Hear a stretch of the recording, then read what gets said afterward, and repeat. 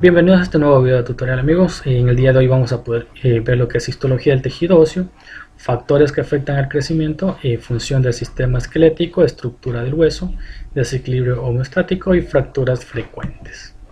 La histología del tejido óseo. Desde la matriz osteoide está constituido por un 15% de agua, 30% de fibras colágenas y 55% de fibras minerales cristalizadas. Las células osteogénicas, vamos a tener osteoblastos, osteocitos y osteoclastos. Estas son las células del tejido óseo, ¿no? Dentro de las células osteogénicas, ¿o qué son las células osteogénicas? Pues son células madres no especializadas, se derivan del mesénquima. Son las únicas células óseas que experimentan división celular. Las hijas se transforman en osteoblastos. Entonces, estas células son las células madres, por llamarlo así, de este sistema. Son las células osteogénicas que se van a diferenciar mucho de un osteoclasto, de un osteoblasto. El osteoblasto, pues son células formadas por hueso que sintetizan y secretan fibras colágenas y otros componentes colágenos. A medida que los osteoblastos se rodean a sí mismos, la matriz osteoide van quedando atrapados en sus secreciones y se convierten en osteocitos. Entonces estos osteoblastos pues van a formar una matriz osteoide que al momento de endurecerse van a quedar atrapados en ellas, convirtiéndose en osteocitos. ¿Qué son los osteocitos? Pues estas células ya son células maduras. Entonces los osteoblastos son células sin sintetizar, células jóvenes por llamarlo así, y estas ya son células maduras, los osteocitos. Son las células principales del hueso, de lo que está conformado absolutamente todo el hueso, y mantienen su metabolismo a través del intercambio de nutrientes y productos del metabolismo de la sangre. Entonces aquí vamos a poder ver que este ya es un osteocito. La forma tiene más ramificada y va a ser aquella que mantiene el tejido óseo. Dentro de los osteoclastos son células gigantes derivadas por lo menos de 50 monocitos. Los monocitos son un tipo de célula blanca o de células inmunitarias, ¿no? Y se encuentran en el endostio, la parte externa del hueso. Liberan poderosas enzimas lisosómicas. Las enzimas lisosómicas van a, por decirlo así, van a comerse el hueso de la forma criolla, como lo dicen, y ácidos que dirigen los componentes minerales y proteicos de la matriz osteoide, conocida como resorción. O sea, la resorción es la parte de la destrucción del hueso, ¿no? Pero por supuesto de la forma, en este caso, controlada. Entonces vamos a poder ver que en este caso, pues los osteoclastos son mucho más grandes que los osteoblastos. Entonces, mientras el osteoblasto crea matriz osteoide, el osteoclasto se la come, le hace resorción y la disuelve, ¿no? Dice el tejido óseo, aproximadamente el 80% del esqueleto está formado por hueso compacto, mientras que el 20% de hueso esponjoso. El tejido compacto y tejido óseo esponjoso. Entonces, el tejido óseo compacto dice, contiene poco espacio y es el componente más fuerte del tejido óseo. Forma la diáfisis de los huesos largos. Se compone de unidades estructurales repetidas denominadas ostionas o sistema de Haber. Entonces aquí vamos a poder encontrar las ostionas y vamos a poder encontrar los osteocitos. Aquí vamos a poner los osteocitos, no sé si los pueden visualizar. Voy a hacerle un poco de zoom.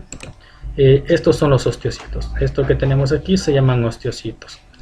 Estos serían los osteocitos, ¿no? Esta sería la parte del tejido esponjoso. Entonces el tejido esponjoso no contiene ostionas. Entonces, como podemos ver, solamente ostionas va a contener o van a estar presentes dentro del tejido compacto.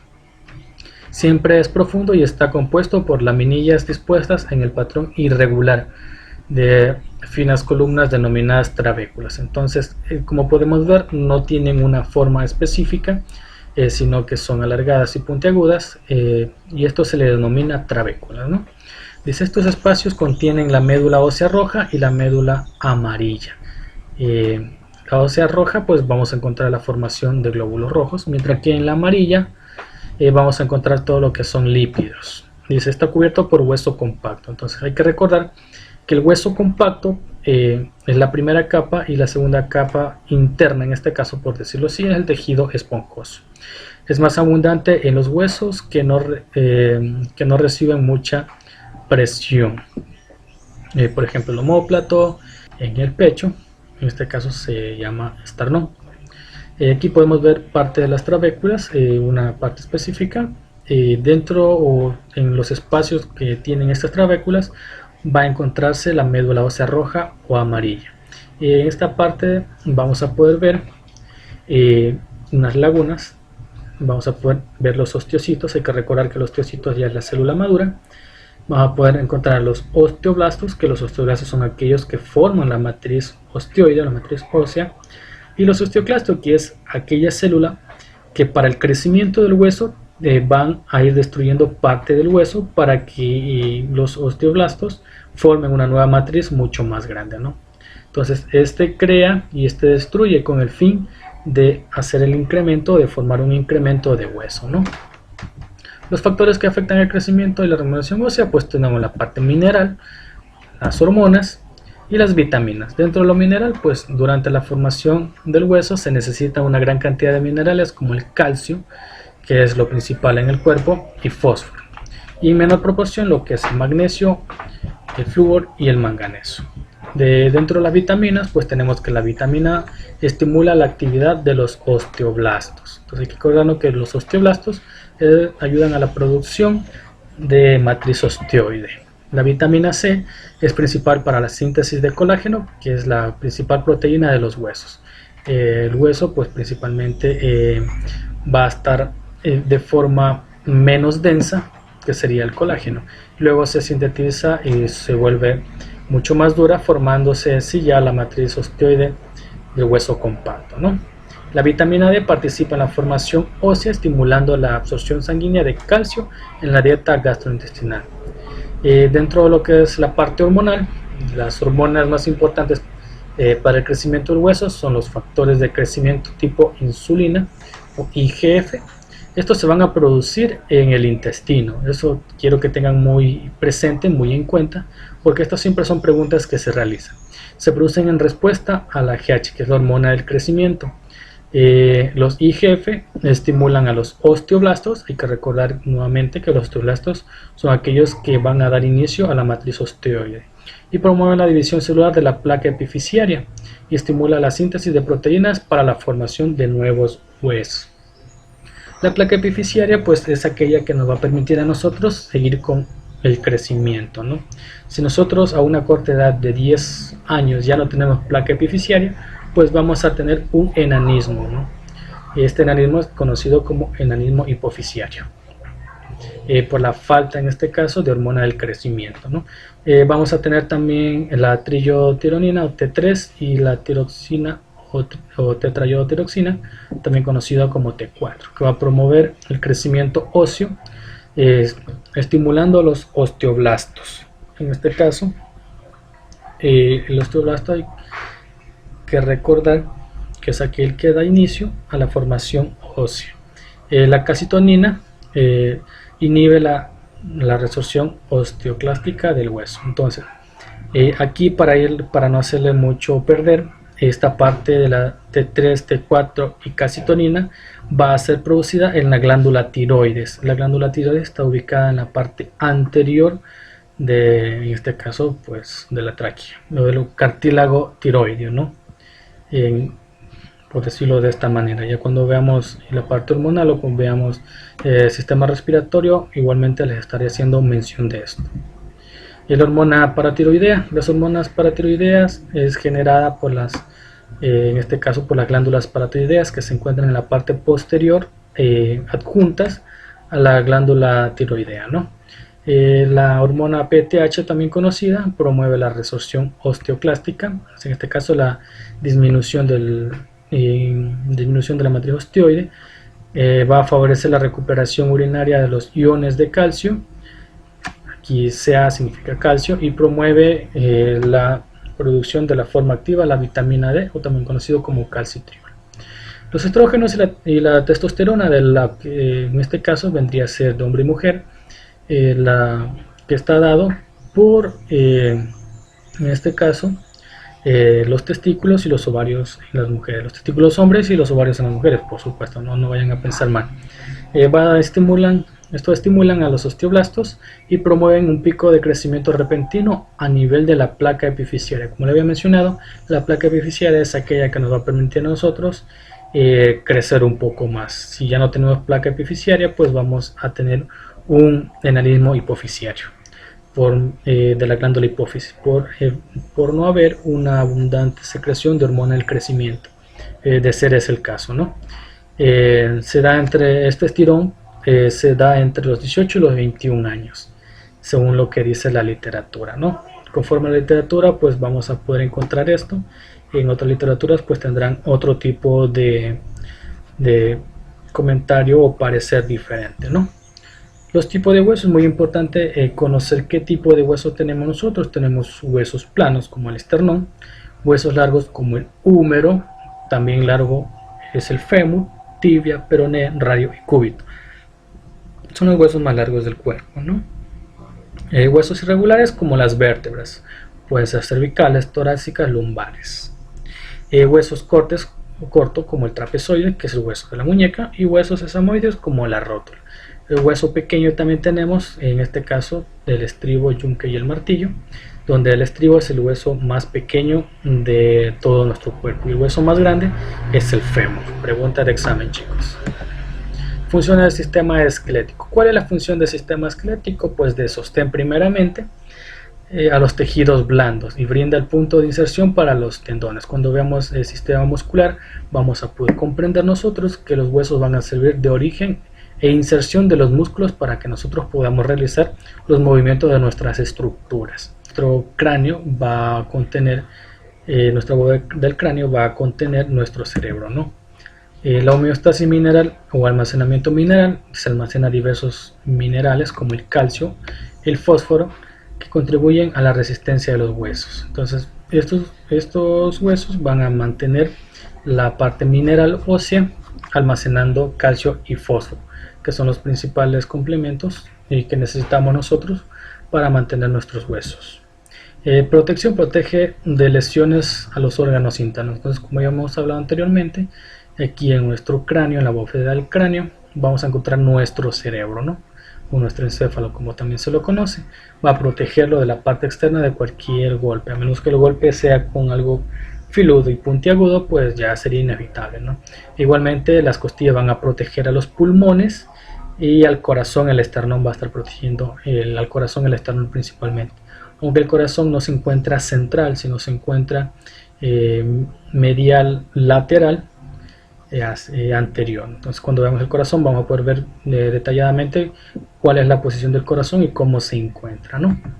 La producción de células sanguíneas, que es un tejido conectivo denominado médula ósea roja, produce eritrocitos, o también conocido como glóbulos rojos, y leucocitos, también conocido como glóbulos blancos, y trombocitos o plaquetas. Entonces aquí es muy importante conocer a trombocitos y plaqueta, que es lo mismo, pero siempre traten de acordarse más de trombocitos que de plaquetas, aunque mucho se le llama plaquetas y no trombocitos. Por eso cuando uno se pregunta qué es la trombocitopenia, pues muchos piensan que es un trombo que se desplaza por la sangre y es pequeño, pero en realidad la trombocitopenia es la disminución de las plaquetas. Entonces, es importante conocer esto, ¿no? La asistencia del movimiento, los núcleos esqueléticos se fijan en ellos. Como hemos dicho, los huesos van a presentar unión entre el músculo que va a ser origen e inserción, ¿no? El almacenamiento de triglicéridos, la médula ósea amarilla, está constituida principalmente por adipocitos en los que se almacenan triglicéridos. Entonces nuestros huesos almacenan triglicéridos, que es fuente de energía para nosotros. La estructura del hueso, vamos a tener la diáfisis, que es el cuerpo del hueso, es decir, todo esto que es el cuerpo del hueso, la parte más grande, se llama diáfisis. La epífisis son los extremos, tanto superior como inferior.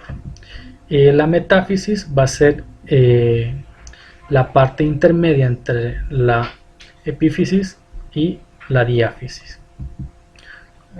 Para aprenderse las partes del hueso, pues la mnemotecnia es dime, de la parte superior a la parte inferior: diáfisis, metáfisis y epífisis. De diáfisis, me de metáfisis y la e de epífisis. El cartílago articular es una capa delgada del cartílago hialino que cubre la región de la epífisis. En este caso aquí vamos a poder visualizar el cartílago articular. Este cartílago está presente para evitar el roce hueso-hueso y evitar así el desgaste excesivo de nuestro hueso. Entonces igualmente este va a tener líquido sinovial en este caso para evitar la fricción desmesurada de, en este caso, el cartílago.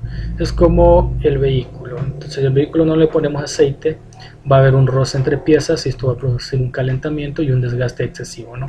Igualmente el líquido sinovial va a hacer el mismo trabajo, la misma función, evitar el desgaste excesivo del cartílago. El periósteo dice que es un tejido conectivo denso que cubre la superficie ósea. Entonces el periósteo es aquella capa de tejido conectivo que va a recubrir nuestro hueso. Como podemos ver aquí, este es el periósteo.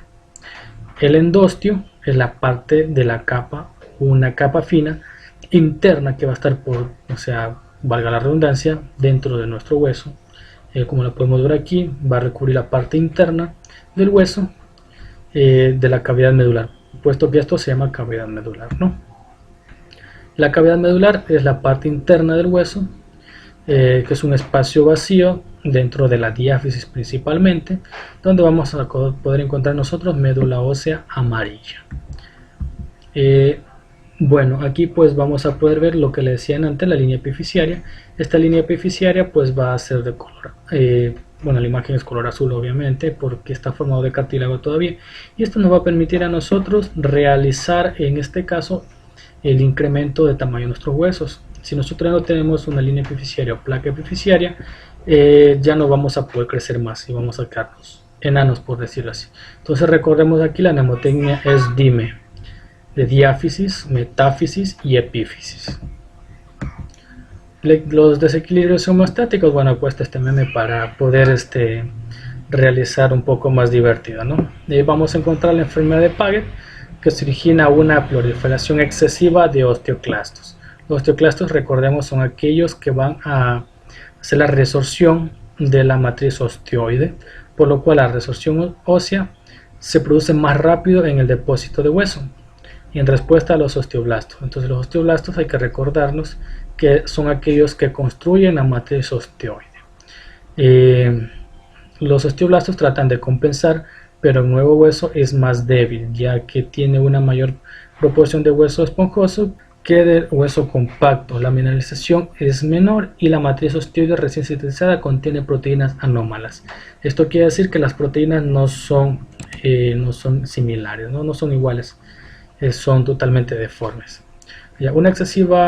Una secreción excesiva de hormona del crecimiento durante la edad adulta da lugar a la aparición de acromegalia. La acromegalia es la deformación de los huesos que ya no pueden crecer. En este caso un hueso normal ya no crece en la edad adulta, pero en este caso la acromegalia va a permitir que este hueso se haga mucho más grande. Los huesos también va a permitir que los huesos de la mano, de los pies y la mandíbula se engrosen, mientras que otros tejidos se agrandan, como la lengua, por ejemplo. La condroplasia es una enfermedad hereditaria en la cual la transformación de cartílago de hueso es anormal. Produce el tipo más frecuente de enanismo, el enanismo acondroplásico. En este caso, el cartílago, la línea epifisiaria o la placa epifisiaria se va a osificar mucho más temprano que de lo normal.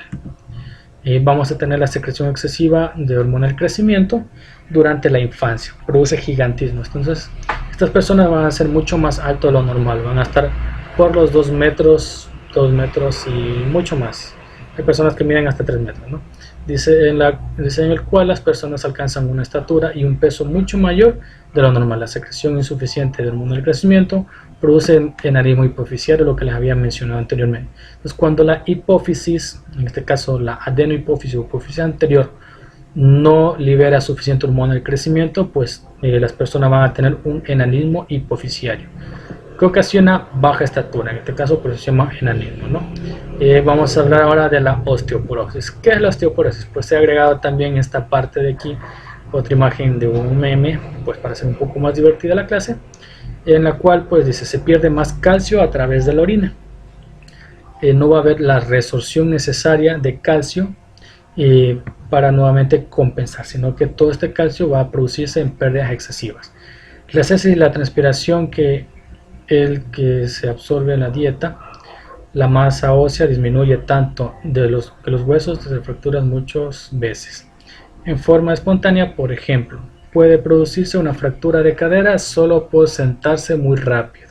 Entonces, cuando sabemos que una persona, por un movimiento brusco, un golpe contra la pared o un golpe con un palo, por llamarlo así, golpeándolo con el brazo, hay una rotura de hueso, esta persona tiene osteoporosis. O también puede tener una enfermedad de Paget, ¿no? Hay que realizar o verificar en este caso cuál es la circunstancia. Dice, más afectan a las mujeres de edad avanzada por la baja producción de estrógenos. Hay que recordar que la mujer, mientras esté menstruando, va a estar produciendo estrógenos, lo que serían sus ovarios. Una vez que deja de menstruar, el que se encarga de producir estrógenos son las glándulas suprarrenales, ¿no? Y eso, entonces aquí podemos ver que lo normal es tanto como construye el osteoblasto, destruye el osteoclasto, pero en la osteoporosis la construcción del osteoblasto es normal, pero la destrucción del osteoclasto es mucho mayor. Aquí podremos ver pues imágenes cómo es el hueso normal y cómo es un hueso que tiene osteoporosis, ¿no? Podemos ver que tiene bastantes fisuras donde el hueso no ha sido capaz de regenerarse, o el osteoblasto, por decirlo así, no ha sido capaz de regenerar este hueso para que se encuentre de forma natural. Las fracturas frecuentes, pues tenemos una fractura expuesta, una comminuta y un tallo verde. La fractura expuesta es toda aquella fractura que se puede ver. Aquí podemos ver el húmero, que es el hueso del brazo. Dice, los cabos óseos de las fracturas protruyen a través de la piel, o sea, es decir, van a salir de la piel, el hueso se va a poder ver. Por lo contrario, en las fracturas cerradas, la piel está indemne, o sea, cuando hay una fractura cerrada, el hueso solo se va a poder palpar que está dividido o está roto, y no se va a visualizar el hueso en la parte externa, sino solamente en la piel. Y comminuta dice que en el sitio de la lesión el hueso está astillado. Como podemos ver, aquí ha habido un golpe donde el hueso ha sido astillado en varias partes, aplastado, roto en múltiples partes, y entre los fragmentos principales pueden apreciarse trozos más pequeños. Entonces en un golpe pues el hueso puede estar dividido en partes pequeñas y partes mucho más pequeñas todavía, ¿no? El tallo verde es cuando una fractura es incompleta, no ha terminado de fracturarse un hueso, en la que uno de los lados del hueso está roto mientras que el otro está doblado. Entonces, por decirlo, este hueso está roto mientras que el de acá está doblado, ¿no? Vamos a encontrar una fractura impactada, POT, y Pateu Colles. En la fractura impactada, cuando hay un golpe, uno de los cabos de la fractura está encajado en el interior de otro. Por ejemplo, al tener una rotura de hueso de forma puntiaguda una y la otra normal, la parte puntiaguda de este hueso va a ingresar en la cavidad medular de este otro. Entonces va a tener una punta, en este caso, dentro de otro, ¿no? En el POT, la fractura del extremo distal, en este caso el malleolo, es conocido esto, el hueso lateral de la pierna, en este caso el peroné. Entonces, recordarnos que esto es tibia y esto es peroné. Esto es tibia y esto es peroné. La tibia siempre por dentro y el peroné por fuera. Lo que nosotros conocemos como tobillo es el malleolo, acompañada de una lesión grave de la articulación tibio-peroneo distal. Entonces, tibio-peroneo astragalina la articulación. Pateu Colles, fractura del extremo distal en este caso, va a ser de la parte distal lateral del brazo. En este caso vamos a ver aquí en el radio es externo y el cúbito es interno, en el que el fragmento distal presenta un desplazamiento dorsal. En este caso va a ser hacia la parte externa, ¿no? Recuerden visitar la bibliografía. Si el video les ha sido de utilidad, pues no olviden compartir este contenido.